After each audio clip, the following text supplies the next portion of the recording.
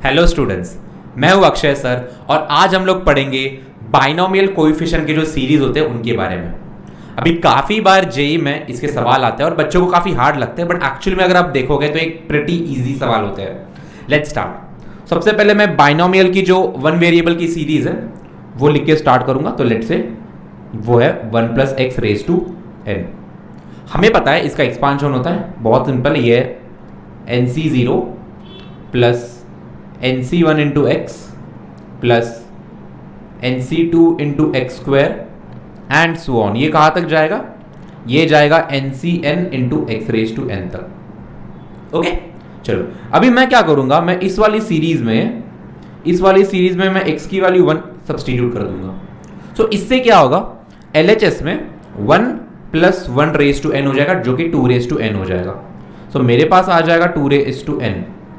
अभी RHS में कहा क्या होगा, जहां जहां पे x है उधर हमें x के बदले 1 सब्सटीट्यूट करना पड़ेगा। सो यहां पे क्या हो जाएगा, ये सिंपली हो जाएगा nc0 plus nc1 plus nc2 all the way up to ncn। So यहां पे ध्यान रखने वाली बात यह है कि जो भी अपने बाइनोमियल कोएफिशिएंट्स है तो nc0 से लेके ncn तक अगर आप उनको सिंपली ऐड करोगे तो आपको आंसर मिलेगा 2⁻n। It's as simple as that. ये सीरीज आपको याद रखनी है। लेट्स से मैं इस वाले को इक्वेशन नंबर 1 बुला रहा हूं। अभी थोड़ा सा और खेलते हैं इसके साथ। लेट्स से अगर मैं यहाँ पे x के बदले -1 डालूं, तो अगर मैंने यहाँ पे x के बदले सब्स्टिट्यूट किया -1, तो आप ध्यान दोगे 1 - 1⁻n जो कि 0 हो जाएगा। तो आपका LHS यहाँ पे 0 हो रहा है, तो सिंपली मैं यहाँ पे 0 सब्स्टिट्यूट करूंगा। RHS में क्या होने वाला है, RHS में जो आपके x की पावर है, अगर x की पावर ऑड है तो वो वाला टर्म आपका नेगेटिव हो जाएगा, और अगर x की पावर इवन है तो वाला टर्म आपका पॉजिटिव हो जाएगा। तो यहाँ पे आप देख सकते हो जो भी आपके ऑड पावर वाले टर्म्स हैं सारे के सारे आपके नेगेटिव हो रहे हैं। तो will start with nc0। Okay, अभी ये जो सेकंड टर्म है nc1x ये आपका नेगेटिव हो जाएगा, ये आपका बन जाएगा -nc1। अगर मैं इसके बाद वाला टर्म देखूं तो ये प्लस जाएगा, तो plus nc2। Okay, then we have -nc3 and so on plus. अभी जो फाइनल टर्म है वो पॉजिटिव है या नेगेटिव डिपेंड करेगा n की वैल्यू पे। अगर n आपका ऑड है तो एक नेगेटिव टर्म रहेगा, अगर वो इवन है तो पॉजिटिव टर्म रहेगा। तो मैं सिंपली वो लिख नहीं रहा हूँ बिकॉज फिर उससे एम्बिग्युइटी क्रिएट होगी। ओके, तो ये जो है इसे मैं इक्वेशन नंबर 2 बुला देता हूँ। अभी ध्यान रखने वाली बात ये है कि ये ऑल्टरनेट प्लस माइनस वाले आपके सीरीज है। ओके, और इसका जो RHS है वो इसका जो वैल्यू है वो 0 होता है।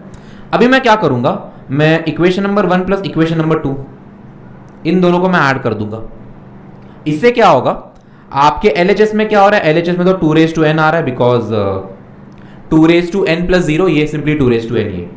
अगर मैं RHS में देखूं तो आपके जो R even वाले जो टर्म्स है, मतलब 0 हो गया 2 हो गया, ये सारे 2 बार आ रहे हैं, और आपके जो ऑड वाले टर्म्स है वो nc1 हो गया और -nc1 होगा, ये सारे आपके कैंसिल आउट हो जाएंगे।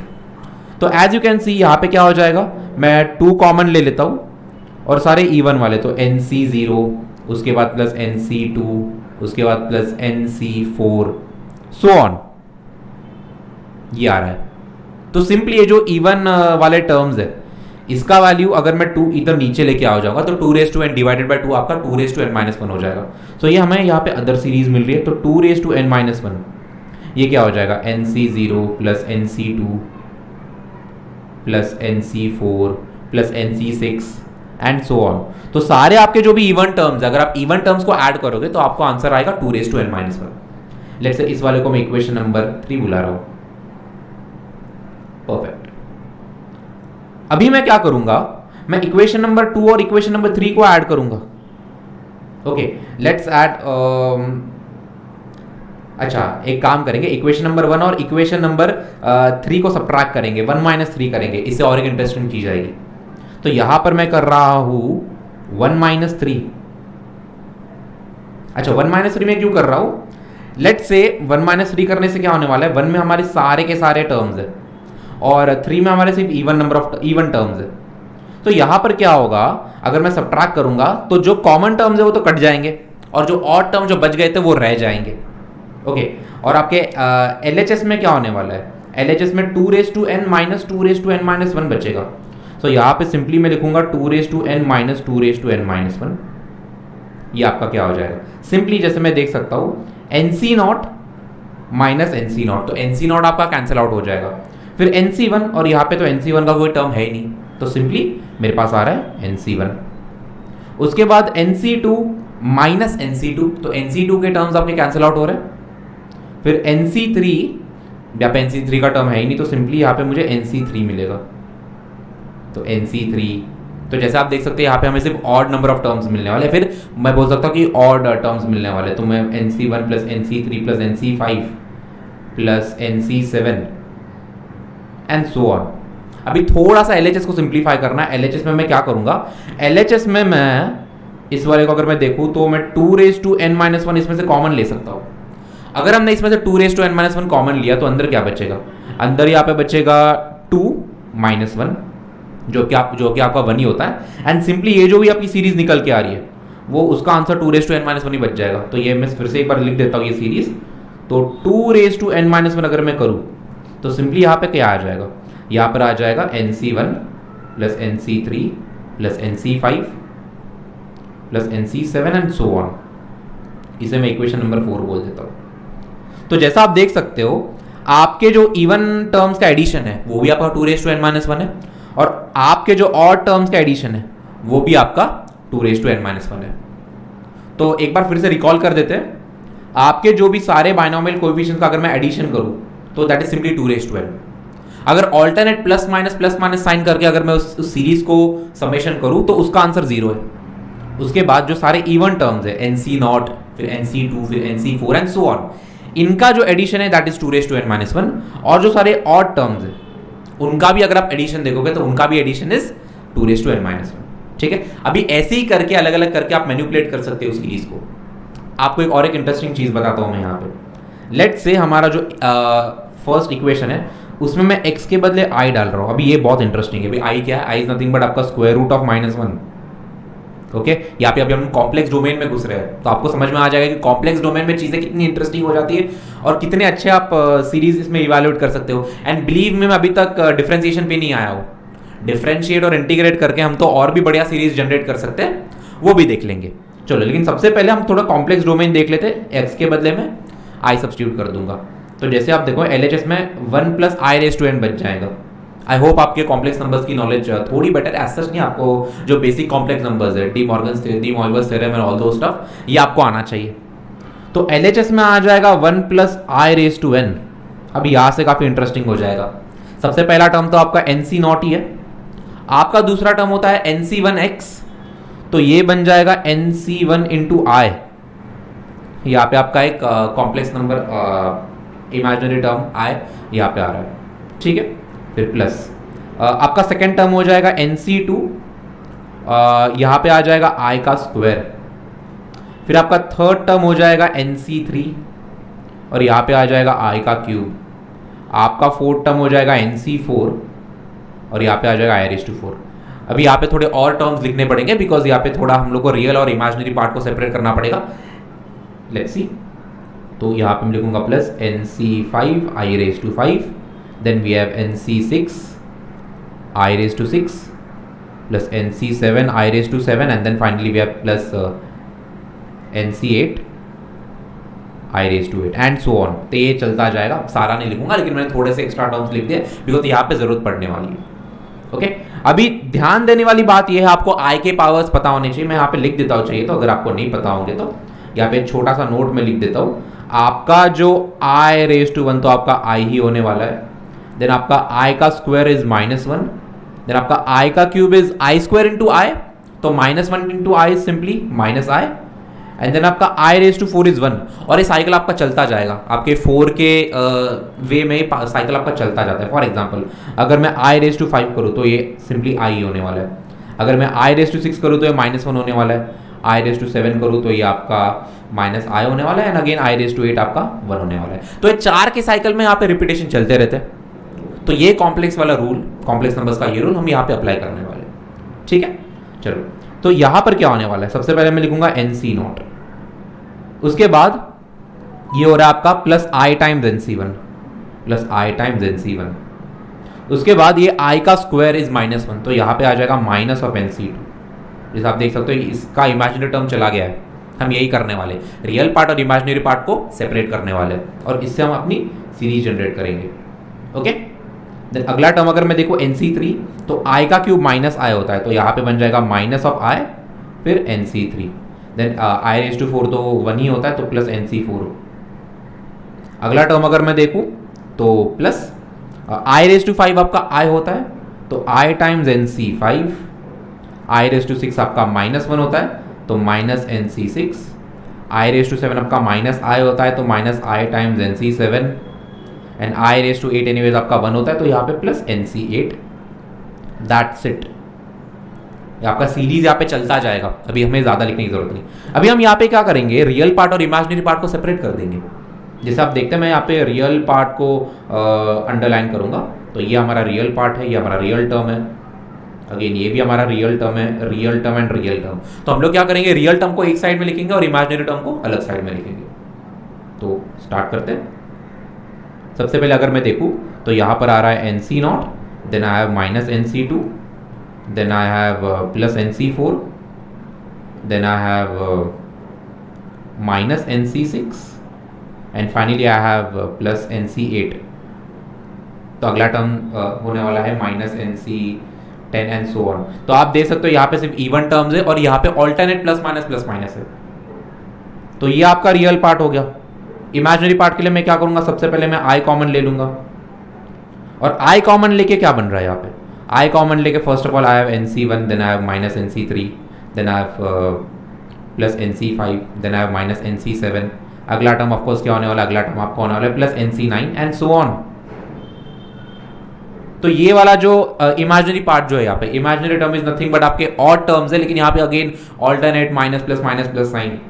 ठीक है, चलो मैंने LHS को RHS को मैंने रियल टर्म और इमेजिनरी टर्म या फिर रियल पार्ट और इमेजिनरी पार्ट में स्प्लिट कर दिया है। लेकिन व्हाट अबाउट LHS, यहाँ पे LHS भी तो इंपॉर्टेंट होने वाला है ना। यस, तो ये जो LHS है इसे भी हमें रियल टर्म और इमेजिनरी टर्म में सेपरेट करना पड़ेगा और इसके लिए हमें थोड़े से कॉम्प्लेक्स नंबर्स के फंडे अप्लाई करने पड़ेंगे। लेट्स सी, वो मैं थोड़ा सा अलग से यहाँ पे करके दिखाऊंगा आपको। तो 1 + i⁴n, अभी सबसे पहले इसे पोलर फॉर्म में कन्वर्ट करना पड़ेगा। पोलर फॉर्म में कन्वर्ट करने के लिए ये जो अंदर वाला टर्म है 1 + i, ये इसका पोलर फॉर्म क्या होने वाला है, आप देख सकते हो इसका जो मैग्नीट्यूड है square root of real term का स्क्वायर प्लस इमेजिनरी टर्म का स्क्वायर, जो कि यहाँ पे √2 हो जाएगा। तो अगर मैं इसका मैग्नीट्यूड देखूँ तो ये √2 हो जाएगा। और अगर मैं इसके आर्ग्यूमेंट की बात करूँ तो आर्ग्यूमेंट में देखो ये दोनों के दोनों पॉजिटिव, मतलब पहला फर्स्ट क्वाड्रेंट है और फर्स्ट क्वाड्रेंट है tan inverse of imaginary term by real term, ये तो आपका 1 ही हो जाएगा, जो कि tan इनवर्स 1 आपका π/4 ही हो जाएगा। तो आर्ग्यूमेंट जो है इस नंबर का 1 + i, ये आपका सिंपली π/4 है, 45 डिग्री π/4। ठीक है, तो अगर मुझे इसे पोलर फॉर्म में लिखना है तो पोलर फॉर्म में लिखना बहुत ईजी है। 1 + i को मैं लिख सकता हूँ, 1 + i को मुझे लिखना पड़ेगा √2 टाइम्स अंदर आ जाएगा cos of π/4 plus i times sin of π/4।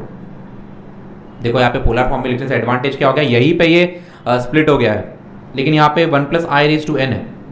तो 1 + i⁴n क्या होने वाला है यहाँ पे, √2⁴n जो है वो 2⁴n/2 हो जाएगा।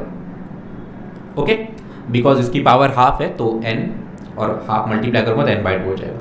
और यहाँ पर क्या हो जाएगा, यहाँ पर हो जाएगा cos of π/4 plus i times sin of π/4 the whole ⁴n। अभी आपको डी मॉर्गन थ्योरम अगर मैं यहाँ पे अप्लाई करूं, हमें पता है cos theta plus i sin theta ⁴n is cos n theta plus i times sin n theta. बस यहाँ पे जो एंगल है वो उसके पावर से मल्टीप्लाई हो जाता है। ये बहुत ही पावरफुल थ्योरम है जो हमने कॉम्प्लेक्स नंबर्स में यूज किया है। तो फाइनली 1 + i⁴n क्या बन रहा है, ये बन जाएगा आपका 2⁴n/2। मैं 2⁴n/2 मल्टीप्लाई भी कर दूंगा साथ में, यहाँ पे बन जाएगा cos of n π/4 plus i times 2⁴n/2 into sine of n π/4। जैसा मैं यहाँ पे देख सकता हूँ मैंने इस LHS को रियल पार्ट और इमेजिनरी पार्ट में स्प्लिट कर दिया है। तो अगर मैं इन दोनों को कंपेयर करूंगा, इसका रियल पार्ट इसके रियल पार्ट के बराबर होना चाहिए और इसका इमेजिनरी पार्ट इसके इमेजिनरी पार्ट के बराबर होना चाहिए।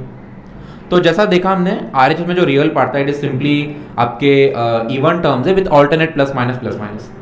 तो वो मैं यहाँ पर लिख दूंगा। तो यहाँ से मुझे सीरीज क्या मिल रही है, NC0 then minus NC2 plus NC4 minus NC6 plus NC8 minus NC10 and so on. Okay, थोड़े नंबर कम कर देता हूं मैं, जगह बच जाएगी हमारी। ठीक है, this thing is simply 2 raised to n by 2 into cos of n pi by 4, right. और अगर मैं ऑड टर्म वाला देखूं तो ये ऑड टर्म वाला सीरीज क्या है, ये आपका NC1, जैसे मैं यहाँ पे बता रहा हूँ, ये आपका ऑड टर्म का सीरीज है, ये सारे ऑड टर्म्स है with alternate plus minus. Okay, तो यहाँ पर क्या बन जाएगा, यहाँ पर ये बन जाएगा NC1, then I have minus NC3, then I have plus NC5, then I have minus NC7, then I have plus NC9 and so on. ये आपका बन जाएगा 2 raised to n by 2 into sin of n pi by 4। Okay, या आपका बोल जाएगा, इसे मैं बोल सकता हूँ इक्वेशन नंबर 4 था ना लास्ट वाला, इसे मैं बोल सकता हूँ इक्वेशन नंबर 5 और इक्वेशन नंबर 6। तो जैसा आप देख सकते हो, हमने बहुत ही अलग अलग टाइप के सीरीज एकदम बेसिक एक्स के सब्स्टिट्यूशन से और थोड़ा सा कॉम्प्लेक्स नंबर के टच से कर दिया है। अभी तक तो मैं डिफरेंशिएशन और इंटीग्रेशन पे आया ही नहीं हूँ। ओके, वीडियो थोड़ी बड़ी हो जाएगी तो वो अगले किसी वीडियो में देख लेंगे। But as you can see, एक सिंपल बाइनोमियल आपका जो सीरीज है उसमें बस x के अलग अलग सब्स्टिट्यूट करके और मैनिपुलेट करके, मतलब इनफैक्ट इसमें आप और भी अलग अलग कर सकते हो। जैसा मैंने आपको बताया, यहाँ पे मेरे पास ऑल्टरनेट प्लस माइनस है, तो ये इक्वेशन और ये इक्वेशन कुछ ऐड सब्ट्रैक्ट करके आप और अलग सीरीज भी जनरेट कर सकते हो। तो एग्जाम में यही होता है। तो आपको मैं टिप यही दूंगा कि यहाँ पे जितने भी मैंने सीरीज आपको बताया है, तो उसका डेरिवेशन तो ऑफकोर्स आपको आना ही चाहिए, उसके पीछे फंडे आपको आनी ही चाहिए, लेकिन उसी के साथ साथ ये आप याद भी रखो। ओके, तो बस ये आपकी सीरीज थी, ये सारे ऑल द बाइनोमियल कोएफिशिएंट, उसके बाद ये सब ऑल्टरनेट प्लस माइनस, फिर all the even binomial coefficients, then all the odd binomial coefficients, then all the even binomial coefficient with alternate plus minus, and then all the odd binomial coefficient with alternate plus minus। तो at least ये चीज़ आप याद रखो, और इनके पीछे के derivation और इनके जो भी टेक्निक्स है आप ये याद रखो। तो इससे अगर आप ये याद रखोगे तो इसी के मैनिपुलेशन से आप और भी सीरीज जनरेट कर सकते हो। अगले वीडियो में हम ये देखेंगे कि डिफरेंशिएशन और इंटीग्रेशन अप्लाई करके और भी कैसे कॉम्प्लेक्स सीरीज को जनरेट करना है और उनके वैल्यूज हमें इवैल्यूएट करना है। तो आई होप आपको ये सेशन अच्छा लगा होगा और आई होप आपको ये सब समझ में आया होगा। मिलते हैं अगले वीडियो में। Thank you for watching, bye bye, see या।